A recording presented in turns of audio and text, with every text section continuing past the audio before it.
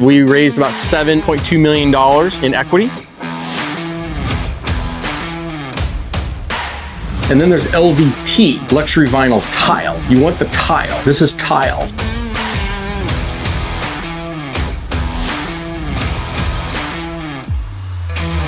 You know, what did that process look like? So it was all kind of built in there. We had contingency money setting aside.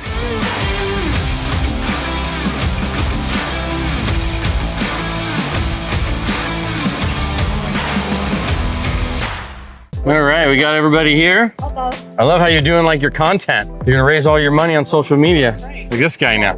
Yeah. So if you guys have questions, this is like the mic, so I'll hand it to you if you have questions and stuff. So yeah, this is NC 18. I don't know why we named it that. No, it's a National City on 18th Street. That's why we named it that way. So originally bought this in December 2022, closed for $17 million. And $3 million reno on it, every unit. So we're all in this thing with closing costs, everything about 21 and some change. We're able to find 2 more units to add to it. So they were in like some storage areas and stuff. So we renovated those and they're great. So now they're occupied. So we basically took it to 80 unit property, basically. And did interior, exterior, but it's a Class C, 1960s property right here in kind of this heartland of National City. And what you'll notice, because we always talk about things to look for, you'll notice it abuts single family. You'll notice that any liquor stores that are here are about a block or 2 away, which is what we talk about. What's that? Yeah, there's 2. Correct. A little bit down that way, so it's out of our way, and there's one that way, a little bit out of the way.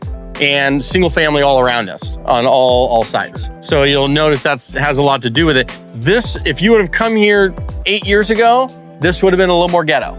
It's been much cleaned up. The city's done a lot of work in these areas. So that's why when we saw it, we're like, okay, good pocket, good area, thriving, path of progress, getting cleaned up. You can drive it. You're not gonna see bars on the windows everywhere. So that stuff makes a big difference. And it just needed a full-blown deal. So everything that we've done on this one, we changed out all the windows. We retrofitted all the windows on the property. What's up? Yeah, high five. Okay. He gave me a high five. So changed out all the windows, repainted everything, adjusted some roofs, rain gutter, stuff like that, some updated landscaping. Bye. And made it just cleaned it up.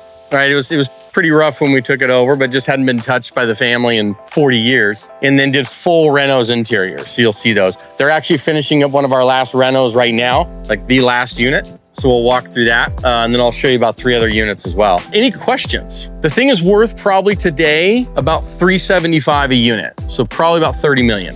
So we're all in at 21. So what do you get for rents on each unit? So it started off, it was the 1 bedrooms were getting 900. Now they're getting $1,495 and $1,595, depending on the unit. And then for the 2 bedrooms, they were getting $1,400. Now we're getting $2,795 for those. And that's why it was such a, oh yeah, it was stupid. Like, because they just hadn't raised rents. But it was a pristine property, like overall in very good condition, just old, simple, owned by a family. They own 900 other units in San Diego throughout different areas of La Mesa, National City, a little bit of Chula Vista. And so the story made sense and it was a good story.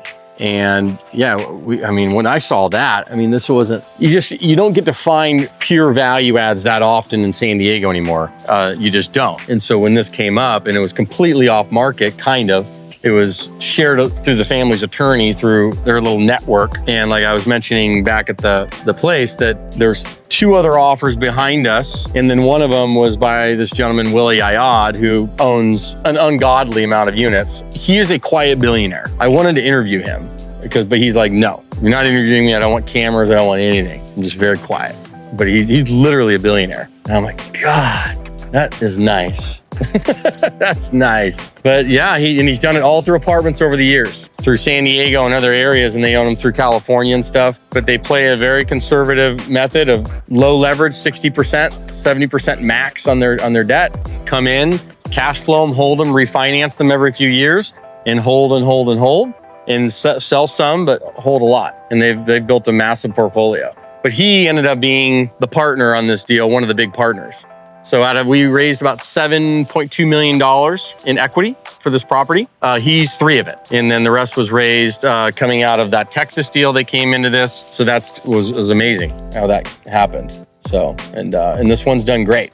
So we're at the point now where it's starting to cash flow. We paid off a lot of the construction money and it's sitting at fixed rate debt. We're looking to refinance that, pull cash out and return about 2 to 3 million of the 7 back to the investors, and then start with quarterly distributions out to them. And that's kind of the plan for 2026. Any questions before we walk around a little bit? So this one wasn't a 5-year buy and hold and then sell it outright. You're looking to hold this longer term. Yeah, if we can, sure. Because if we can get 5.5% fixed rate debt on it and pull out, half of the money we have into it and then go buy other things, we can this is a good one to hold. And it's gonna cash flow beautifully because of the basis we bought it at and the rents we bought it at. We 100x'd the rents. Right. I mean, taking it from 900 to almost 1800, or call it 1700 for a 1. And then for the 2 bedrooms, taking it from 1400 to 2800, 27 to 2800 for the 2s. And yeah, I think all but 4 units are rented right now that we're finishing up and getting finalized. So in a case where, let's say you had investors that don't want to stay in longer than, let's say 5 years, whatever. Yeah. And let's say with a cash out refi, you can't necessarily take them out. Yep. Could you potentially bring in another investor that will take over their Yeah, position? so per your documents, someone has the right to sell their shares. We get the first right of refusal to buy them from them, and or they can sell them to somebody else. We have to approve it, but they have the right to sell out and do that to get out. Not a problem. But we would usually, since you would have control too. So when you do your deals, you have control over the decision-making of what you do when that time comes. And you're not being forced by the investors to have to do anything. The only time you're typically forced to have to do anything is if you're dealing with private equity and they're going to put bigger kind of strings around that money. And you wouldn't deal with private equity groups until you're doing probably a deal like this. Like if we didn't have investors and we just had to go out to a group to bring in the money and they raised $7 million for us, they would put strings around that and say, hey, we're going to make sure and have guidance over a lot of the decision-making that's going on, especially big decisions like selling or putting new debt on it, or any of the things that could hamper our money. But most of this is all what they call syndicated money with like a $50,000 investor or $100,000 investor and then one big guy, basically. Any other questions before we kind of walk it and stuff? I know you do. All right, we'll have them when we walk around. We'll go into the renoed unit first that they're kind of renoing right now. They don't know we're coming, so this will be fun. So there's kind of 2 sides to this property. There's the 1334 side, which is one address. They're technically, same thing. And then 224, 234.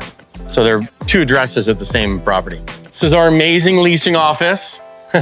So this is run by Veronica. She's here as our full-time property manager. She lives on site as well. And a property of this size, you need a manager, right? But you could run it off site too. But you definitely need to have a maintenance guy that can come handle all the maintenance stuff that's going on. These guys are on lunch maybe. Hello. Okay. Yeah, they went out to lunch. Perfect timing. Yeah, so this is one of our renoed units. I think this is one of our 3 bedrooms. Got that. Yeah, this is one of our 3 bedrooms, which we don't have many. It's paint and stuff. Yes, wet paint, so be careful in here. They're literally just spraying as we're going.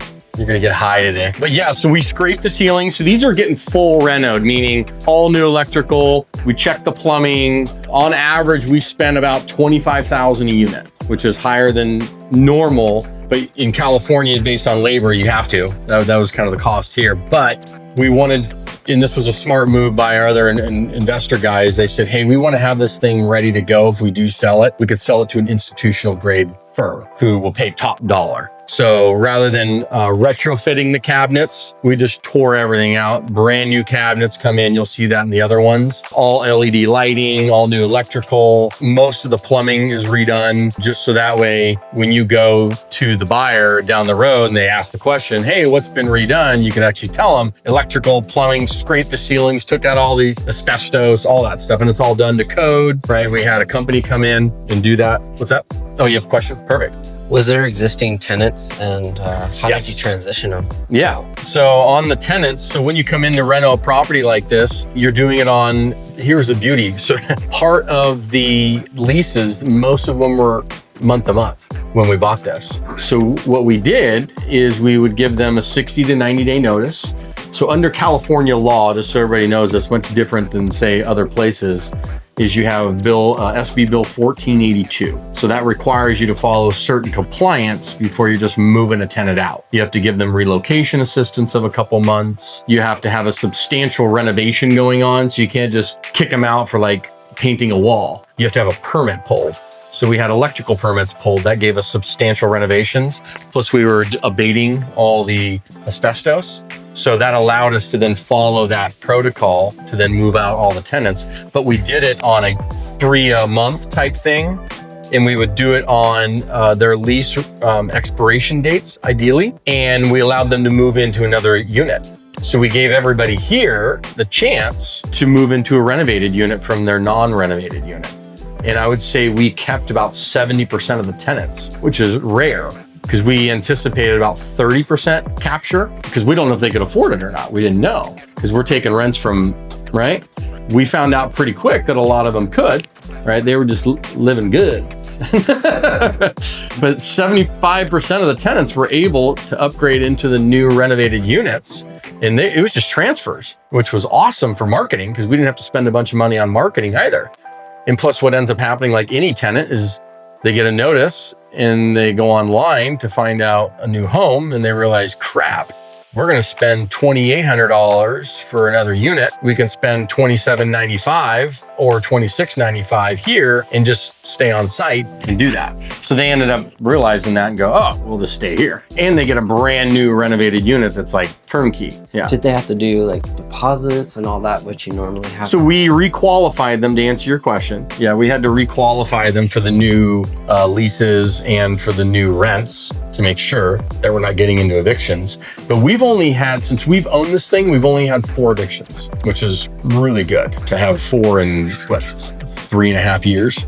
That's really good. So yeah, overall it's doing well. In the property itself, a good property, good location, doing all the renos on the older units. So, but yeah, you'll see kind of how they finish up when we walk the other ones. Is this one going to be one of the models? Is it because the property manager in this one? Yeah, so the property manager moved upstairs. Yep. And so she's managing from upstairs. That's why this one's getting renovated. We have the office in there.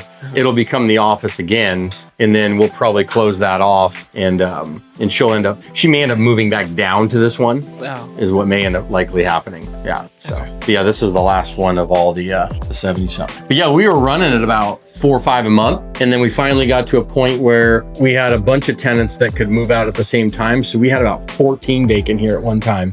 And we were just blowing and going as fast as we could. Like I was down here daily with the teams and stuff, walking through it and making sure what they're doing, ordering supplies. The great thing when you're renovating units at this kind of scale, and anytime you guys renovate yours, is you can get with main suppliers. So like HD Supply, every market will have its own, call it multifamily suppliers. You can look them up online. But HD Supply is in pretty much every market. So what they do is they provide you what's called kits. So for logistics, right, being in construction, you can order a kit per unit that has all the lights, all the fixtures, all the finish work that goes into these things, ready to go, smoke detectors, like everything. It comes in a nice kit, medicine cabinets, like everything, like sinks, like the whole 9 yards. They come in a big ass kit. And then when they're done doing the basic paint and all that stuff, they'll come in, put it in. And it's all in a nice kit. Yeah. So are you putting a big connect box on site and they just kind of go off of that? No. So so you order unit by unit on a kit level, and they'll HD Supply or some of the suppliers will deliver them in a truck because they deal with this renovation stuff all the time. So this is a business plan for them, is they'll deliver unit, B, 1224, they'll deliver the box in the unit and it has all the stuff ready to go. It's all boxed up. So that way when the construction crews are ready, because they're getting to the stage they're done painting, they're going to come in and start boom, boom, boom, boom, put everything up, and it's all done nice and neat. So you're not having to onesie twosie the supplies. You may onesie twosie the supplies on your first smaller complex. Like if it's a 10 unit, 20 units, your first one, you may be going to Home Depot like every week or every day, or twice a day, which is possible, or your construction crews do it, right? One of the two. So that may happen on your smaller ones, but once you get into the little larger space, probably 30 units or above, you'll have this kit-based system to help you renovate. How does the price compare, getting the kits versus? You'll get discounts. Yeah. So yeah, you'll end up getting 20-25% discounts off what you would see at the retail stores. Yeah. Yeah, because if you're going to commit pretty much at least $1 million in appliances, because we're buying appliances through them. Everything comes through them, and they're all kit-based. So we'll have every unit ready to go, and it's all set up online. So I have the 1 bedrooms, 2 bedrooms, and 3 bedrooms kitted. I'll have the team let me know, okay, we're going to be opening up these units. We need to go ahead and order. You're going to go in there, boom, boom, boom, boom. The units are ordered. They'll get delivered a few days later. The trucks bring them off, set them in here, and then the crews are coming through and it all goes up. There are options and choices. Yeah, I mean, this is not a luxury house. So, I mean, yes, but you'll usually pick that stuff out in advance. So you'll know, you'll have a primary and a backup. So if they're out of like a certain faucet type, you have a backup to come in for that. But it's an apartment. You'll see the finishes when we go into the other units, you'll see it. But yeah, it's an apartment, but you're providing a clean place that's renovated, that's safe. And even if it's an older property, what people care about most is that, number one, it's safe for me and the kids, in that it's clean. Even if it's older, it's clean. These are renovated, but sometimes you'll go into units, as long as you can provide them a clean, safe place, it doesn't matter that it's 1960s. You can hold that. How did the process look like when you had to pick the construction crew? Yeah, so that's a great question. So we started with 2 groups and then, let them kind of work their way through the different units, and then ended up choosing 1. And they did really well. They came through most of the property and did a good job, but then they had an unfortunate scenario with their own company, a workers' comp lawsuit. It had nothing to do with us. It was just with their company. And so we had to bring in another crew who's finishing the last few units. But they did about 80% of it, yeah. So it was like a general contractor. Oh yeah, so in this case, depends on your market, but here, yes, we use licensed general contractors. Yes, that means you're paying a little bit more, but they have the proper insurance, the processes, stuff like that. Yeah. Because you're in California, everybody likes to shoot the shit out of each other, right? And so we just, given what we're doing here and the amount of money being spent, we could not afford to just use any dude off the street, right? So you let them then pick maybe plumber, roofer, like this. So it's all within their team. Everything inside. Okay. Correct. Yeah, so they'll have the plumbers and the electricians and everything. But we actually had a separate electrician that was part of it for the HVAC systems and the electrician stuff. But the plumbers, they were all in-house for that. But there wasn't a ton of plumbing work on this one. If we had to replace some of the piping, fine. But they all did that in-house. The biggest issue we had here was when they constructed this property, whoever built it didn't think, because this is not how you do it. They put the copper plumbing lines, like the active plumbing lines with the pressurized water in the slab, under the slab. What happens when the pipe breaks? All the water comes up and it starts flooding units because it all bubbles up, right? And it's going to break. Like, it's going to break. It's pipe. So you never do that. You always bring the plumbing to the building, and then you take it from the building into the walls. So that way now, if something breaks, you can go into the wall. I don't have to jack up the foundation to get to pipes. But they ran it in most of this side. Now, on the other side was fine. I don't know who built this place, but when it was built, they thought, oh, what a great idea. Let's run the actual copper piping under the slabs. So that way, when something breaks, we'll just have to dig up the entire unit and fix the pipe. And so we've had to do that, and we spent about $60,000 fixing the piping under the cement. Do you recommend the same type of approach on smaller multi-units, like 10 units, going with a general contractor, or do you like more individual? So combination. So yes, you're going to use a third-party general contractor especially if you're buying out of area, right? You can't be there. For stuff local like this, because we're general contractors, we can kind of control the situation better locally. But yeah, for everything we bought in Missouri and Texas and other states, Nevada and all that, we have third parties out there and we're overseeing them, right? So you're doing construction management, right? You get to know the process, you're managing it from afar, from kind of a CEO level, but you're not doing the day-to-day. I mean, they're the ones, you may help them with the supply chain management, right? But they're doing all the labor, all the work, all of that. You're just helping them probably guide that process through. Because I'm sure you've found with most contractors, they're good at their job, but they're really bad with paperwork and they're really bad with the back-end logistics, like meaning how to run the timing, the scheduling, the operational side of running a job. They're very good at doing the actual work, But in terms of running their business, yeah, I mean, you'll find paper, you know, unless you're hiring like a super high-end GC, they're not going to have their paperwork very good. They're definitely not going to have their timelines and scheduling very good.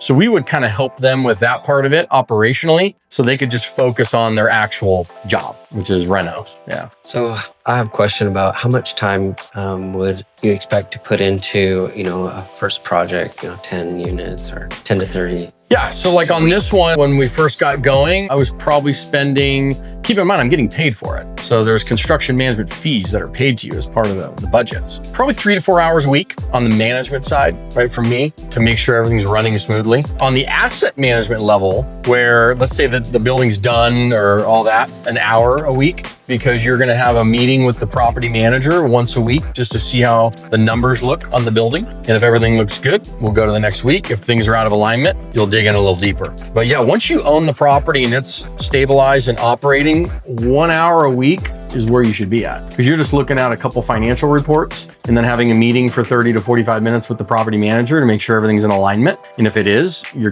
good. If there's things that are out of whack financially, then you're gonna dig in deeper. For sure. Yeah. Does that answer that question? Yeah. Okay. What was your underwritten CapEx budget? When you first underwrote the project, what was your underwritten CapEx budget versus what it's going to end up at? Yeah, 2.5 million, and now it's 3. What did that do to returns and how? Not that bad, because you know, with this building, I mean, thankfully, you know, the upside is huge. Right. I mean, it is from where we bought it at. I mean, to have nearly $10 million in equity now is huge. Right. And the returns for everybody is going to be pretty awesome once it starts pumping the cash flow, which is starting to do. And then, you know, the value add, getting the money out and then holding on to it. It's going to do nothing other than go up. I mean, once we see compression on the cap rates come back down, as interest rates start to improve here over the next year or two, I could see us probably selling this thing. Because what are we now? 3 years in? About 3 years in from December 2022. Yep. So 3 years in, you know, probably if we refinance, it'll probably be 5-year debt, somewhere right in there. It'll be interest only for 5 years. And then we could sell it, call it in, 2030. I think it'd be a good time to sell it. Or 20, right in there. What did that investor relation updating, what did that process look like when you went back to them and said, hey, we projected 2.5, but now we're at 3 million? Yeah, we didn't have to do any capital calls or anything like that. So it was all kind of built in there. We had contingency money setting aside. We were able to reallocate some funds here and there for that. So we haven't had to go back to investors and ask for more money on this one. Knock on wood. I mean, a lot of people have. So this one's been fine. Other than they haven't gotten any distributions yet. We're accruing everything, right? As we are too. We're accruing our preferred returns and stuff, but they're going to get paid out here pretty soon. So they'll get that a good portion of the money back, and then the cash flow will start. But the returns are all there. They get statements, so we update every quarter, and they'll get a statement that comes out showing them their investment and where it's at, and then that'll happen once a quarter. And we're giving updates on usually a short video plus an email and everything that goes out. Cool. All right, let's go into some renovated ones. So 25K per unit average. On average, yeah, it was between 20 to 25, depending on if it's a 1-bedroom or 2. Labor and materials. Yeah, that's all in. You said you're making video updates. You don't do that every quarter, do you? Yeah, but it's a simple video. Like it'll be like a little Loom video or like a Zoom one where it's me. I'm not like on site doing a video. It'll be just me sitting in front of a computer, walking through some of the financials and just showing them what's going on. And some of them are very short, 2-3 minutes, but then we'll put a nice email together to just update them on where things are at. All right, so we got 21, which is down here. I think we're up. So let's go up top up here first. And hopefully tenants won't be coming home here. Yeah, 21 over here. I love it. All the residents are like, what's going on? Plumbing in the slab was just standard. I didn't know that was a San Diego based thing. Because with property management, we had slab leaks. Oh, really? Yeah, they should not be doing that. You don't run your pressurized piping under a slab. You run it to the building, right? And then it pops up, right outside the building, and then you go into the walls. So that way you can run it in the walls, and that way it's easier to access, right? When there's a problem. It's all into the slab. Really? There's slab leaks is like so common. It's mind-boggling me. I don't know who thought that was a decent idea at any point in life. So yeah, that's wild to me. So yeah, this is a little 1-bedroom renovated. So you kind of see the cabinets, scrape ceilings, all new blinds, all new flooring, baseboards. You'll put in the, the light gray paint, but a typical little 1-bedroom. We got the little wall heater systems. There is no AC in these. It's a San Diego thing. Although, I mean, you do need it these days, but we looked at that. Oh, you know what? You just reminded me. That's where we found the money, because we had about $225,000 set aside for HVAC, because we were going to run all new HVAC systems throughout each of the units. And because we ended up not going that route because we couldn't, it was going to be too overwhelming. I guess we figured out with the ducting, the power, what we had to do with SDG&E to bring in that power and a bunch of other things, it was going to be nuts. So we ended up not doing it, which was fine. It hasn't hurt us at all. And that's where we found a lot of that money. So you had to upgrade the transformer? Oh yeah, so we had to do that anyways, but there was going to be a lot more involved in having to drop ducting and stuff, because none of these have the ducting. So we were going to have to do a lot of extra stuff that we thought we understood, but once we got in there and we had the guys walk it. With SDG. Yeah, that just would have been a power thing, but we already had to upgrade the transformers and stuff anyways. Yeah, and we had budgeted for that. But it was beyond that. Like once you come into the units, okay, you're gonna do a condenser. You got your furnaces and your whole house furnace units and all that stuff with the coolers and all that. Where you're gonna put it. So we started looking at all that and doing some drop ceilings and stuff, and it was just gonna be too overwhelming when we started to really look at it. We decided not to. You know, we did quartz tops on these and all brand new cabinets. We started just on our first like 3-4 units doing refacing of the cabinets, because we thought the cabinets were good enough. Once we really dug into them, you know, they were kind of too old. And even though we were doing the doors and stuff to kind of make them look pretty nice, they just weren't at the level that we felt they needed to be if we were going to try and get premium dollar on this thing down the road. So we said, okay, listen, that's an extra $3,000 a unit for us to come in here and put in all new cabinetry, and then we're never going to have to worry about it. Plus our other partners, I guess, had done enough sales down the road to larger firms, and they said every single time those guys, they won't buy it if it has old shitty cabinets. We kept them in there because they were pretty good. It wasn't at a level that we wanted it at, and we didn't want it to hurt the whole project down the road. So we then came in and started replacing everything just to make it real clean. So that way we could definitively say, yeah, we changed out all the electrical plugs and everything, all the new wiring and all that, to redo all that. So that way, from a safety standpoint, fire code, everything is up to date. It's all permitted. So, you know, a firm could come in here very easily, buy it, and not have to worry. So that's, Oh, for the piping? Yeah. Oh, for the wiring? Yeah, correct. Yeah, it's not aluminum.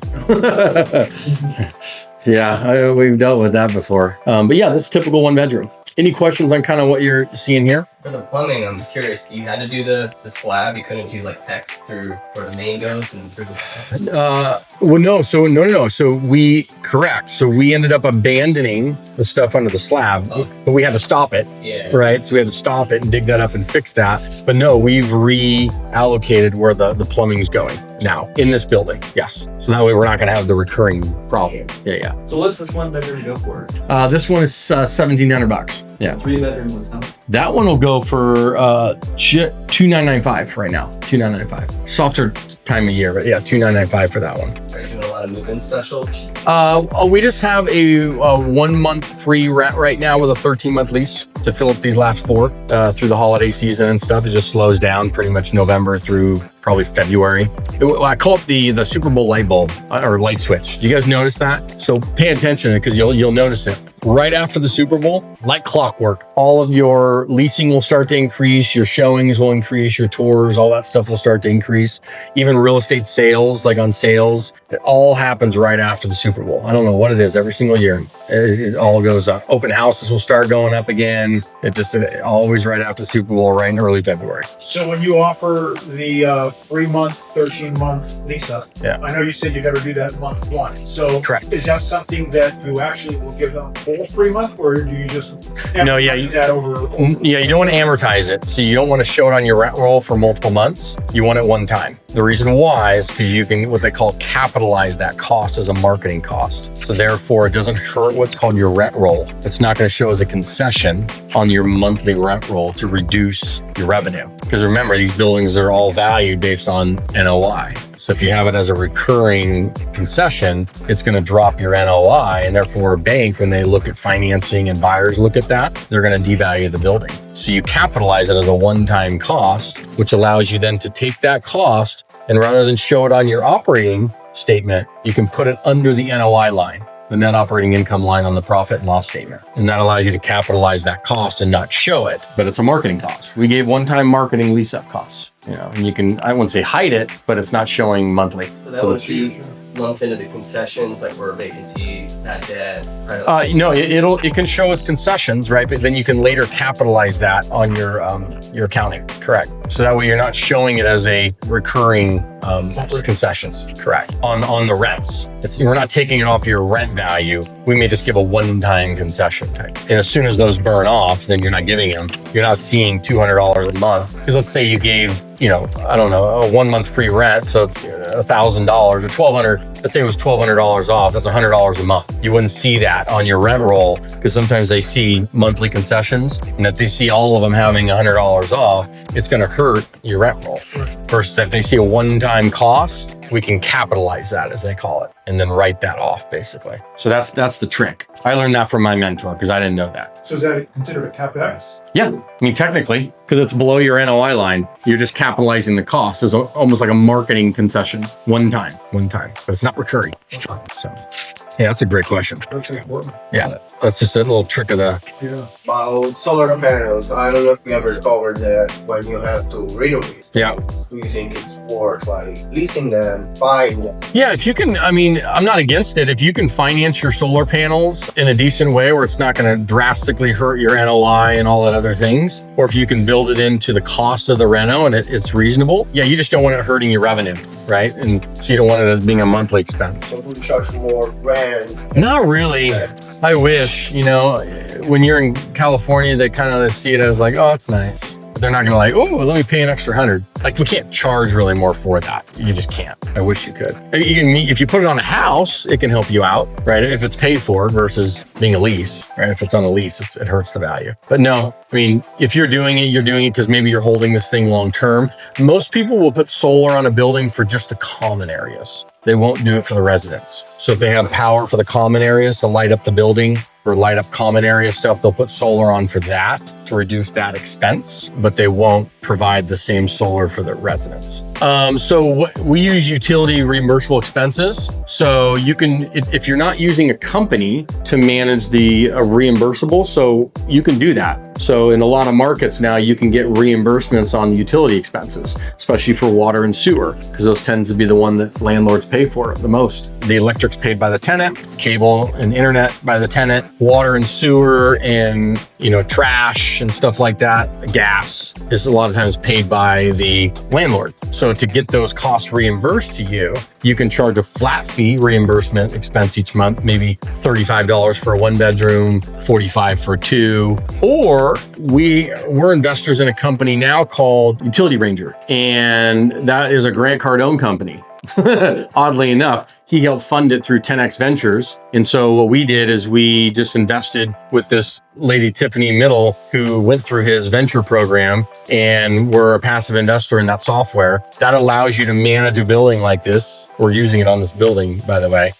Smaller complexes, typically up to about 50 units, although this one's larger than that. But you can manage your utility rebilling to the tenants all within a single platform for like a couple $100 a month. And then that way, whether it's a 10 unit, 20 unit, 30 unit, 50 unit, you can use that software. Otherwise, there's utility billing companies when you get to the larger complexes. So the minute you get to like 100 units or greater, there's companies out there that will handle the utility billing for you as the landlord and rebill all of your tenants. And then you capture that. So, but the cost is a lot more, but it makes sense on the larger buildings. Yeah, the utility billing thing is huge because it's on average, you should be able to recoup between 65 to 75% of your utility costs. You should. So that way, even though it's an expense, it's also a revenue, and you're not coming out of pocket all of that. I mean, that'll kill your profit and loss statement. So that's why it's really important that you do reimbursables as much as possible. Yeah, Utility Ranger is the name of the software. It's the only one out there that I know that focuses in the under 50 unit space for the small investor, because there's plenty of companies for the larger stuff. Cool. Let's go to the next one. So why not just have the tenant take care of everything? Well, you can't. I think there's certain laws around that. But you can usually get, because unless you have, the only way you can do that is if you have private meters. So if every unit had its own water meter, its own gas meter, but it has electrical meters. Every unit has an electrical meter, which is why you can put 100% of the electric on the tenant. But unless it's individually metered, then you can't really do that. Yeah, forced to do rubs. That's right. What do you think so far? Is fun? Yeah.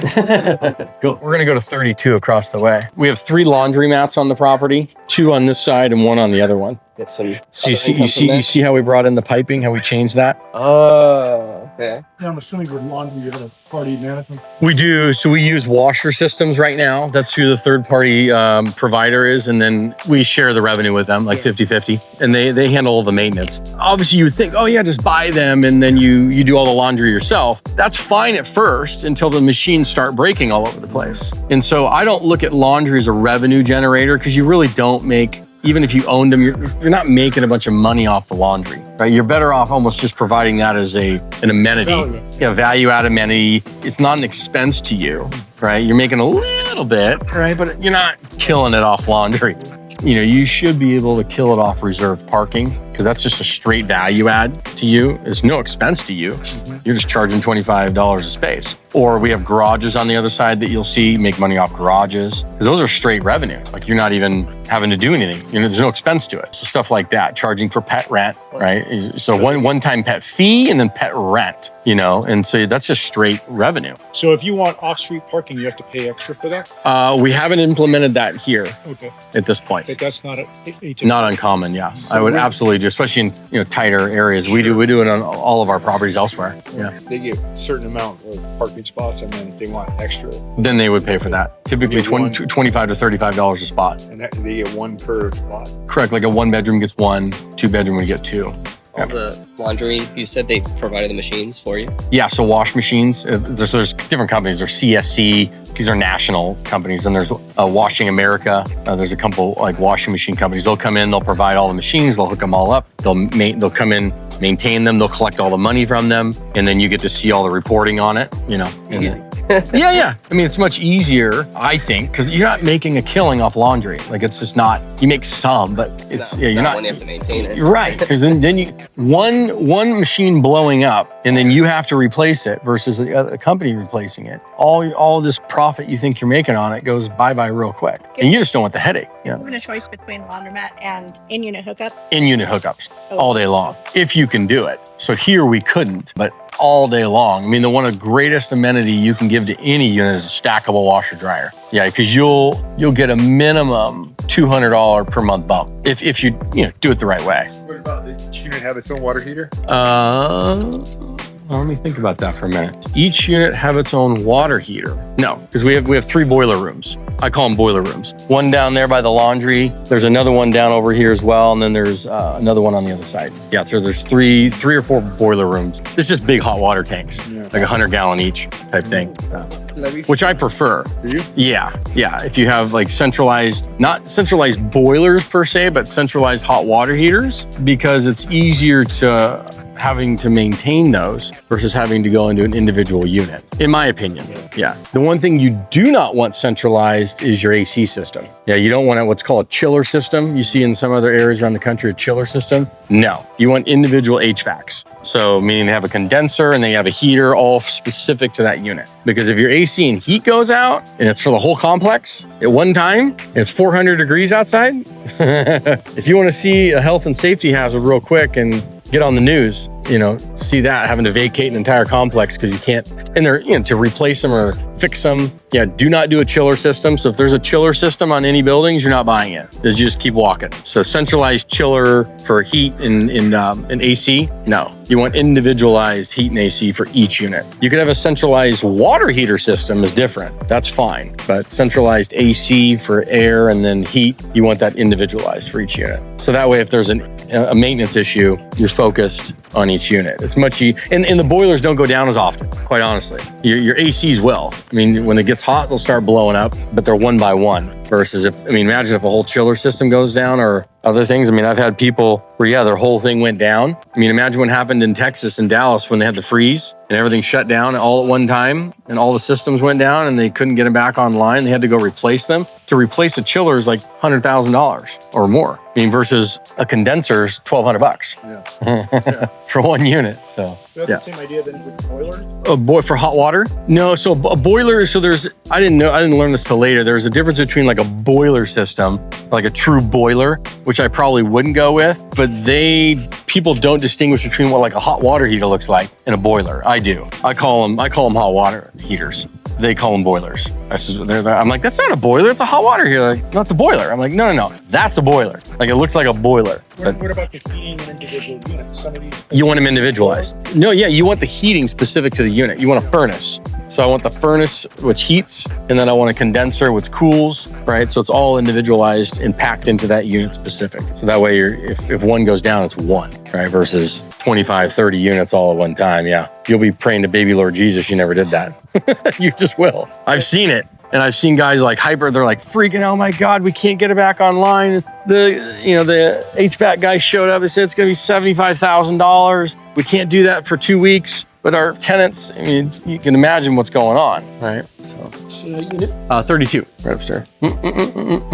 This is a 2-bedroom. So same thing as you kind of just saw, just obviously larger, and then you got the 2 bedrooms versus 1. But scraped all the ceilings, new LVP vinyl. Yeah, I just saw that. Got a little expansion stuff going on with these. Just a little expansion contraction. So here's another thing with flooring that I learned about. You want LVT. So there's LVP, which is luxury vinyl plank, LVP. And then there's LVT, luxury vinyl tile. You want the tile. This is tile. So what this means is I can literally, if I wanted to, I can get down here and pull this up and it's glued down. So if I have to replace one, I can replace one for maintenance purposes. If it's, yes, well, to a certain degree, right? To a certain degree. Obviously, no, I can't bring a whole bucket in here and have a party.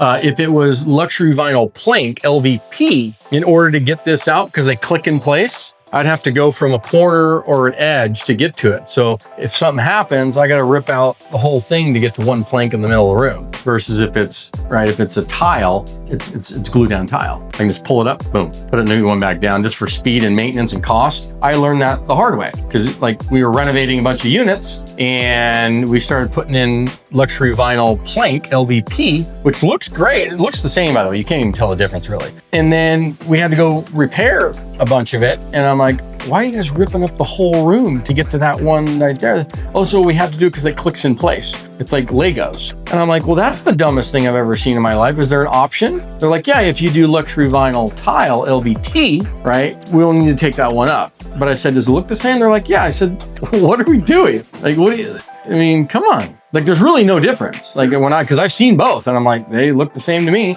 You walk on them, they feel the same. And is it cost about the comparable? It's cheaper. The luxury vinyl tile is cheaper. So I'm like, it's cheaper, looks the same, it's faster repair. What are we doing? Does it ever come up?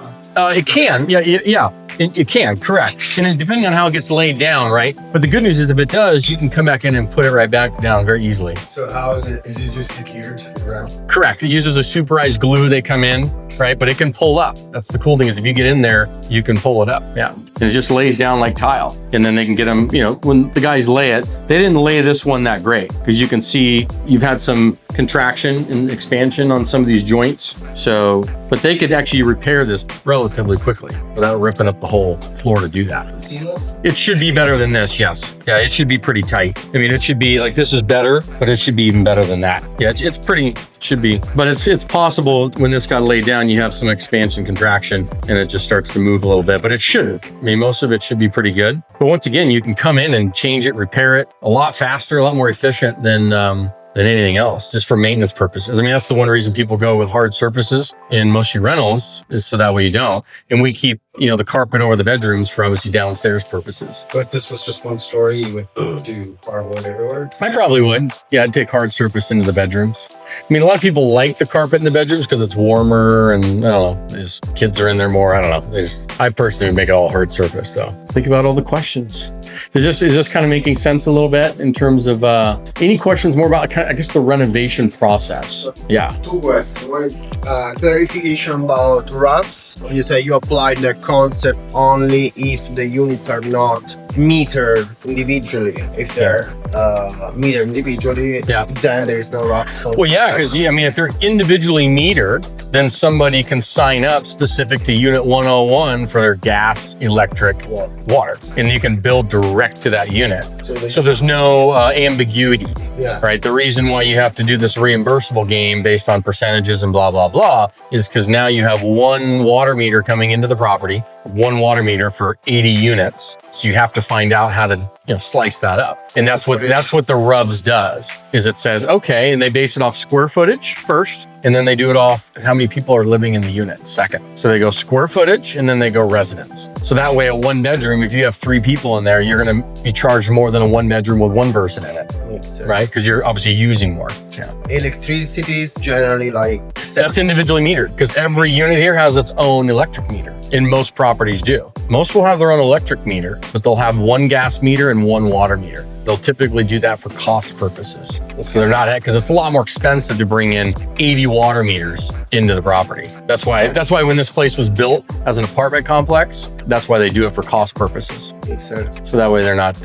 And other questions about the foundation. I went to Texas 2 weeks ago, so I got a little scared about foundations. Sure. And I'm wondering, like, in properties this big, like, what's your approach on foundation inspections, what you should be stay away from? Sure. Yeah, I mean, you can walk into a home or a building, you'll start to notice it on the exterior first. So when I pull up to a property, the first 4 things I'm looking for are the windows, the roof, the drainage, and the foundation. Meaning, am I seeing cracking along the stucco a lot, right? Is it a flat roof or pitched? Is the grade away from the property versus towards it? So when it pours ass rain, where's the water going, right? Towards the property or away from the property? Because that'll cause foundation problems. And as far as style of foundation, I learned that... Wait, say that one again? Style, the type of foundation. Oh, whether it's a raised or slab on grade? It doesn't really matter. Yeah. I learned that certain types are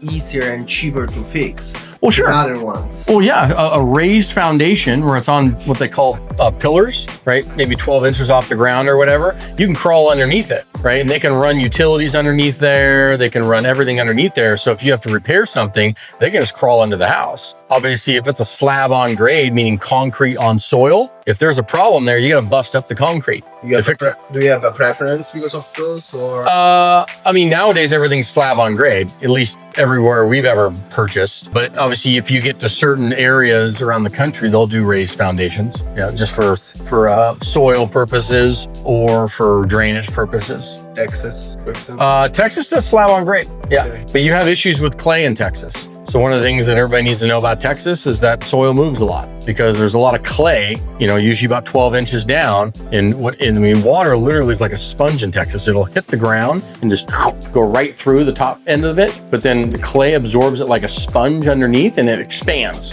which is why when you go to a lot of soil in Texas, you'll see alligator arms everywhere on the ground from the heat, but also because of the expansion, because the water went into the clay and it absorbed it, but then it heats up, rises and cracks all the soil on top and moves stuff around. So you want to be tactful. Every soil is different, but you definitely want to watch for that for sure. Thank you. How do they remedy that? You go down and get a clay? Yeah, they can come in and do pilers, and then they'll re-pour the foundation under that. When you purchased this property, did they have other properties for sale that you were interested in? Were you able to? Well, they do, yeah. So I was mentioning that a little bit earlier, is they have 900 units that this family owns in San Diego. This is the first 80 that they're selling. We thought they were going to be selling more by now, but they have not. Because we would love if you can go find 5 or 6 more of these things, you can make a career out of it. Because you're buying things at such a low basis because of where the rents are at. They're just not raising rents, right? They're fully occupied. This thing was 100% occupied when we bought it because the rents were so low, right? That's another thing. If you ever buy a property and they say it's 100% occupied, that's kind of a good sign because that means the rents are really low. Because no property should be 100% occupied. It should always, if you're running it like a business and raising rents and running it correctly, correctly, 95, 96% occupied, 1 or 2 units vacant, because you can always be raising the rents and running it like a true business. But I understand why people sometimes don't. They just get comfortable and then they say, listen, we're not going to raise. I just want it. I'm good. I'm getting cash flows, keep it occupied. I don't want to turn over. I don't want any of that stuff. So they just let it sit and they just keep tenants there. They keep them happy because they're making enough money. I mean, this family's basis, they had like no debt. I mean, think about this. Oh my God, like a lotto. They own 900 units in San Diego. No debt. It's pure cash flow after their expenses. I mean, they're just sitting there like a lotto machine. Just cha-ching, cha-ching. It's just crazy. I'm like, imagine that. Imagine that coming into your bank account every month. I mean, that's stupid. So Hear about them again? through the families, through my mentor, Rudy Medina, had a connection with the family's attorney. So the family attorney was brought back out of retirement. He was retired. And then the old lady, the widow, her husband passed. And she now has all these units and they're timing. And so she reached out to someone she trusted who was an old attorney and said, listen, you need to come out of retirement and you need to help us sell all our apartments in San Diego. An attorney to help her sell. Because she didn't trust any brokers. And the attorneys are pretty good. I mean, attorneys know the process, right? And then the attorney had enough connections where he could just reach out to his database, and he did. He reached out to Rudy and a few others that he knew buy apartments in San Diego and said, hey, I have these coming up. Do any of you have interest? And here's the financials. And then Rudy got wind of it and let me know. And I looked at it. I said, just write the offer. I said, that's a home run, Rudy. I don't even need to look at the financials because it's so low. I mean, it's so low. I mean, when the rents are $900 for a 1-bedroom, when you can be in San Diego and you can charge $1,695 and we're 100% off. I said, I don't care what the expenses are. I said, this thing will make money. So, what's that? 70%. Yeah. So oddly enough, normally you'll lose the tenants, but because of where rents are at in San Diego and the tight supply market, in our renovated rents, we're still lower than the other rents in the market for comparable product. That people, like anybody, the minute you get, oh, your rent's going to go up to X, right? They're like, okay, let me shop online. And then they go online, they're like, shit, right? I'm going to pay more and all the cost of moving and everything else. So they're like, can I stay here? And we're like, yeah, we can move you from here to here. And so we had about 70% of the tenants stay within the complex, which is pretty rare. Normally it's maybe 30 to 50% max. Based on the California laws, so you have to pay their moving expenses. Yes. Well, we gave them relocation assistance. Yes. Which is it equal to a month? Yeah. So depending on how you set it up, it can be up to 3 months or as little as 1. In most cases, we were doing 1. Did you provide moving services or anything? No, I mean, not really. They could move themselves. Because most of them have their families and, decent Latin population. But, we got a decent amount of Navy down here too because of the naval base and all the shipyards that aren't too far away here in National City. So a lot of people from the Navy will live down here while they're working at the shipyards. And we're just traveling all around San Diego. So we have some Navy down here for sure, which is huge. See, most people don't realize that San Diego has the largest concentration of United States military in the world for the United States, like in San Diego. Like, because you have 3 major bases. You have North Island, Naval, you have Camp Pendleton, and then you have Miramar. Those are the 3 big bases, right? And then you have the Nuco submarine base. You have 90% of all the Navy SEALs in the world are trained here. 40% of all the Marines in the world trained in San Diego. The entire Pacific Fleet for the United States military in San Diego. And then you have all the supporting contracting companies like Northrop Grumman, Spay-War, Lockheed Martin. I mean, all the big dogs are here, all the supporting third-party companies. So it's pretty massive. And we joked the other day that we said we're definitely on a nuke map. Russia and China have us on their nuke map for sure. Then you take San Diego out. Oh, there's the Pacific Fleet. Peace out. Yeah. What's that? Yeah, cut that out. We have 1 more unit on the other side of the complex, and then that'll be it. Unless you guys have a bunch of questions. Is this helping kind of answer some of those? Any management questions? Obviously, we talked about the reno side. You guys know the due diligence side. When you're coming into something like this, you're in contract, you're going to have the legal, the financing, and then of course inspections. So that's that. And then once you're running it, something like this, we have 1 manager, Veronica. She's very good. And then we have 1 maintenance guy for a property of this size. And When when you started out with your 2 contractors that you were using, how often did you come look at the progress to see how Once a week. I was down here in the beginning and we're watching it. And once again, they're really bad with their scheduling. So we ran everything through our own scheduling and then would just update that. And we ran all the supply chain. So we were managing all the kits being delivered, all the product supplies, everything being delivered for them, because they're just not good at that. And if you're trying to ask a guy who hammers and nails to run back end operations on a renovation project, like they just don't, it's not, you can try as hard as you want, but it's just not in their design. You know, they're not big enough of contractors to have a whole in-house project management team. Like if you went to a big GC, they would have a whole internal team that would handle all the bookkeeping, accounting, project management, you know, to help the guys out in the field. Well, these guys don't have that. So if we're asking them to do that, I mean, it's going to be a shit show. So we said, we'll manage that because we can do that. And then you guys just handle what you do. And that is get in and get the units done. So, but yeah, I was down here once a week in the beginning until we had a really good system. And then it was off to the running. If you're doing stuff out of state, you know, you'll have what they call a foreman that will be with the contracting company that that's the person you're dealing with. And you're going through scheduling where things are at, but you're still, I call it, you're doing the construction management process. You're the manager of the managers and you're getting paid for that. It's built in. You get 8 to 10% of the renovation costs paid to you every month for managing that. someone's going to get it regardless, whether it's you or not? Is that right? Yeah. I mean, you're building in, when you're doing your renovation budgets, you need to account for 8 to 10% of that renovation budget being paid to you for your time, right? Going through that. Yeah. How do you handle the housing for property management and maintenance? Say that again. Yeah. You'll have another question after this one. How do you you'll have a follow-up. Because property management's fun. Yeah, do they live on site? This one does, yeah. So Veronica, she's on site here. So she's on almost payroll, right? Because she lives here. She gets a free unit and then she's managing the property on site. Depending on the size of the deal though, right? If it's a small property, like most or all of you are starting, when we started, our 27 unit, that's an off-site property manager, but they're local, right? They're within 10, 15 minutes of the property, right? And you would always want to make sure that, right, they're not out in Timbuktu. So that way, if there's an issue, they have a property manager that can come by the property quickly. If there's an emergency issue, what they call after hours emergencies, they have people to come on site and handle it pretty quickly. So that's like in the property manager guide that you all have, you even have it too in your system. There's specific questions when you're going to go talk to a PM company that consider hiring them,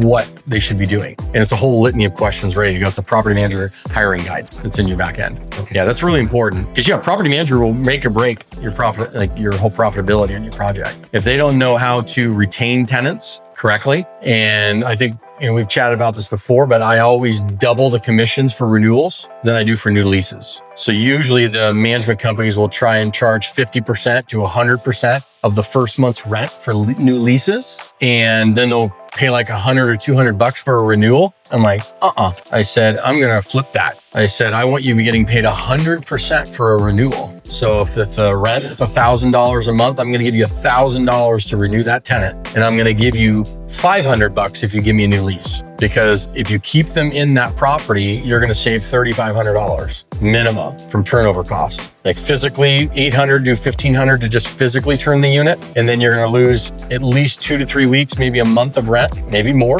And then you're going to have commissions and lease up after that. So by the time you add all that up, $3,500 minimum. So anything less than that is a win, technically. How often do you fire the current property manager? All the time. Just kidding.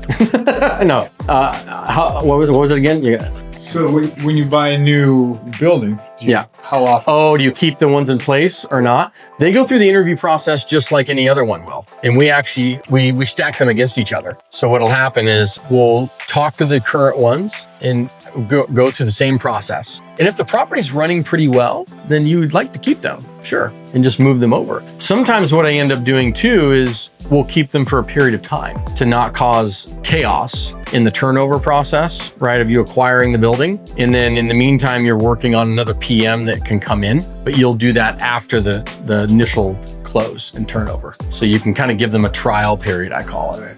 Listen, if you don't see any major red flags about them, you absolutely would like to keep them, sure. And then test them out. What's that? They know the property. And they know the property. Mm-hmm. Yeah, they already have the tenants, they know the property, you're minimizing issues with that turnover, changing softwares, because that's I love the PMs. They always say, oh, we can turn over the property with a new software and everything, get up and rocking and rolling in 10 days. And I'm like, I said, this is not your first rodeo. And you know that. You know there's going to be chaos when you transition from one software to another software and you're trying to align all of the payments. This is another reason why you never close on a property at the beginning or end of the month. You always close. If you're going to change property managers and change the softwares and change all the operations, it happens between the 10th and the 15th of the month, because what that means is the property managers collected probably 90+% of the rents leading up to the 10th of the month. And you're going to have now 2 to 3 weeks runway if you close on the 10th to 15th to put the new software in, deal with all the bugs that you're going to deal with, guaranteed it. I've done it enough to figure out, oh, you're going to have a shit show, right? So that way, when the first of the next month comes and the new software is in place, you have all the bugs worked out. Does that make sense? Because I hear them, they're like, well, let's close on the 30th, or we're going to transition on the 30th. I said, no, you're not. I said, you've done this a lot of times. You know the shit show that's about to happen when I change everybody over to the new software. I'm going to have to collect the rents. It's going to be all over the place. It's going to take me 2 to 3 months to figure that out, and I'm going to lose a bunch of revenue. So I said, we're going to close on the 10th or the 15th, right in there. So that way you guys have collected most of the rents. So we know kind of where we stand on rents. And that way we have 2 to 3 weeks runway before the new month starts. And I can get the new software in, new people in, new systems, new everything in, and we can run to the first of the month. Does that make sense? Who chooses when you close? We do. Yeah, you as the buyer. DVD pays. Sure. Yeah, I always set that up. Same reason as like we never sell a property. If we're going to sell a property, you always sell in Q1 of the year. So that way you have 12 months, almost 12 months, right? Because most cases you have a capital gains event. So if you want to run this game of bonus depreciation and cost segregation to wipe out income taxes, he has to be done in the same calendar year. So the worst thing you could do would be close in December and you have 30 days to go find another deal. Otherwise you're going to get taxed up the yin yang. No. Close in January, February, or March. And now you have 9 months for both you and your investors to go move their money into another deal and then get the bonus depreciation to wipe out the gains that they have from that deal. No difference than what's happening right now. We're closing on one January 6th. We're going to have over $1 million capital gain event. Right? And we know that there's no way around it.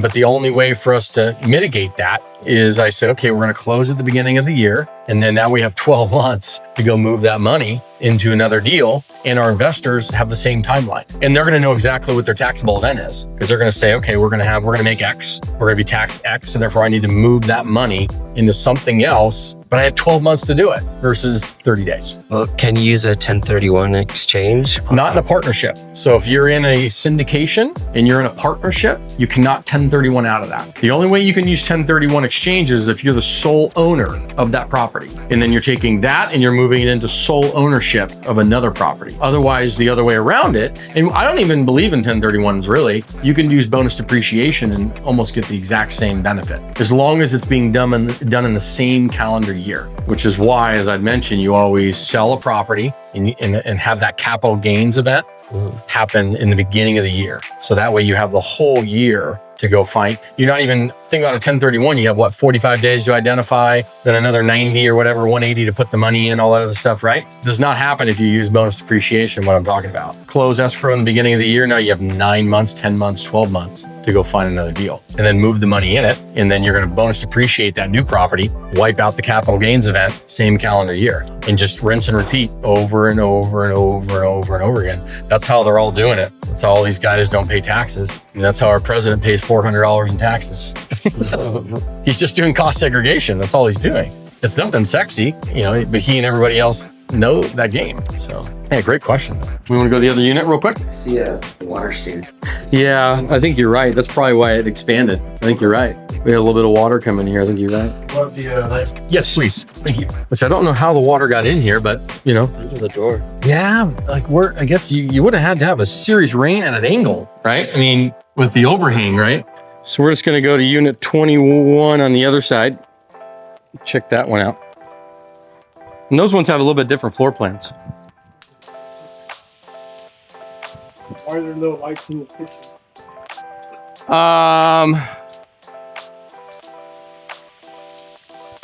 I think it's only on this building.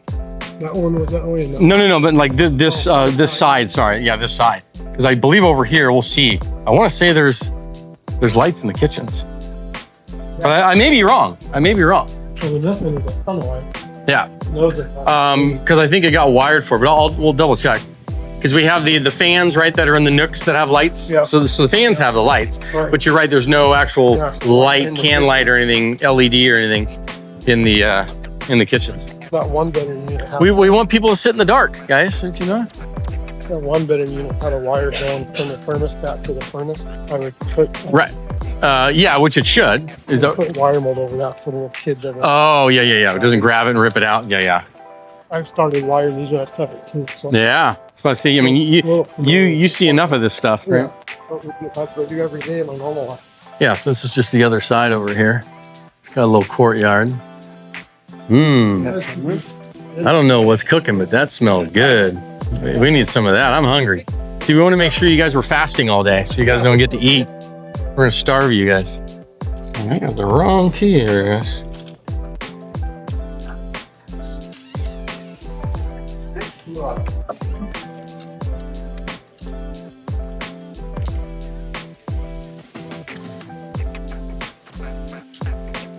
Yeah, so these ones have the lights. Yeah, that costs even a lot. Yeah, the rent goes up $300 a month for an LED light. We charge extra for LED. So these are pretty good little size 2 bedrooms, these ones. You want the square footage? These ones are like 800 and something. Yeah. This one's nice too. Yeah, this is like an 8, I want to say like these are 825, 875 right in there. And these are the two bedroom, 1 baths with our beautiful, agreeable gray paint. Just so you guys know, it's like a common thing amongst apartments. If they ever want to know what color you want the walls, agreeable gray. It's a specialty from Home Depot. Yeah, I mean, you go into all the apartments and they all have the same color gray. I guess if you wanted to stand out, you'd change that. How did you guys, when you renoed Tucson, the first deal down there, what color did you guys put in there? It was Okay. just to be consistent. Sure, with everything else. Yeah, any questions kind of on this unit? Just that wall looks like paneling. Mm-hmm. So we didn't pull that off, right? We just painted over it. We cleaned it up, right? But rather than pull off the paneling, it was in here as an old unit. Yeah, so some of the units have the paneling in them, some of them don't. But it was Opposed to keeping a little bit. no, as long as it looks clean like that, you're fine. And we kept the shelving in there because people like that, has the built-in versus trying to tear it out. Originally, we started tearing it out and we're like, no, we shouldn't do that. I mean, people need storage in a way, so. This character doesn't consume any floor space. Right, yeah, and it works. Yeah, these are good, I mean, these are good little units. I mean, I live in one of these units. If we want to rent one for $900 before you raise the price, can we do that? Well, you know, Grandfather. No. listen, it's a special mentee price just for you. But there's a one-time fee of $12,000. Yeah, this has been a nice project to get through it. You know, especially in a time where the last several years, due to the market in general, has been challenged to be able to get through some projects that are good projects, and they're doing well. It's important. So when you guys are kind of looking and doing this stuff, just so you can kind of see you can do clean stuff to units, right, for a reasonable cost. I mean, these ones we came in and did all the ceilings and stuff. So yeah, these were $20,000 renos for this type of finish, because we were doing electrical, plumbing, like everything on these things. These things were pretty decked out. So all new cabinetry, all new appliances, everything, all new fixtures, all the stuff is done in them. But to have a fully renoed unit, in California for $20,000, Did you have to get the city to inspect? Because you said there was asbestos here, right? So did you have to tape everything off? Correct. Filter everything? Yeah. So we hired a third-party company that just does that to do just the asbestos. Correct. So the first thing that happens in the unit before we start demoing anything is that company comes in, everything gets taped off correctly, right? And we have to file something with the city. So that was all done. And then they come in, they'll scrape everything, takes them 2 to 3 days, scrape everything, clean up all the hazmat, clean it all up and take it out of here. And then it's all ready to go for the reno team. And the city does do they test it to make sure? No, well, the company does. So, I mean, these are licensed companies that are bonded, insured. They have to have compliance, right? Because if they don't have compliance with the city, so they're going to have to turn in all their reporting and show everything.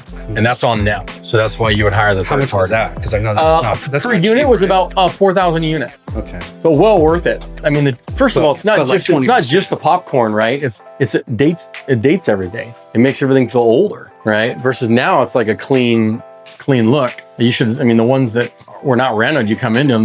They're old. I mean, they feel like 1965. But just that one thing's 20% of the cost per Right. unit. Yeah, but I mean, you kind of have to do it. You know, if you're going to get the prime dollar that we'll get for this property, yeah, because any buyer coming in, they're going to be like, why didn't you guys do that?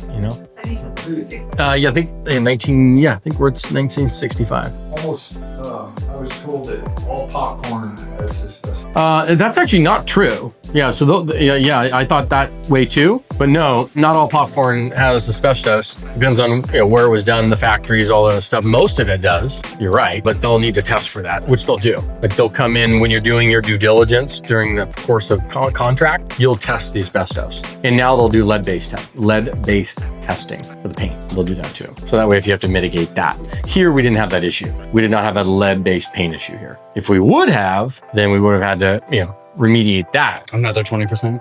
Maybe. Yeah. I mean, has anybody done remediation on lead-based paint? If you don't cut it, paint over it. Yeah, there are rules around it to get around it, but if you're doing the problem is that if you're doing a bunch of demo and we're cutting walls, which of course we're doing here, it's not going to work. If you're doing basic lick 'em and stick 'em, fine. But we're moving stuff around, cutting into walls for plumbing and electrical and all that stuff. So we had to test for that and provide that report. But that's the cost of doing it in California. But once again, it made sense because the rents were so low, right? If we were coming in here and just trying to do all of this with $200 bumps in the rents per month, it wouldn't work. It's not enough to do that. It's enough to, How do you feel about the renter-tenant laws here in California? Turn off the camera. Listen, they're tough, man. They're tough. California is an interesting place because for the same amount of reason that you hate it because of all the red tape is the same reason that it actually keeps all the supply constrained and rents high, right? And development and all that stuff profitable, because there's so much red tape that therefore naturally constrains how much can be built, how much new stuff can come into the market to cause supply problems. So it actually can be, if you can weather the bullshit of the red tape and know how to maneuver through it, it's very valuable. I mean, I know some people with my buddies, Mikey Taylor with Commune Capital up in LA. They do California solely, but they make a lot of money because they know how to maneuver through all the political BS to get to the profitability. So that allows them to kind of weather the storm where a lot of people would be like, oh, I don't want to deal with it. So it keeps a lot of people out. Yeah, if you're it allows them to come in and see where the gap is at. They just weather through the BS and they know how to do it. It is a headache. It's not easy. Not easy.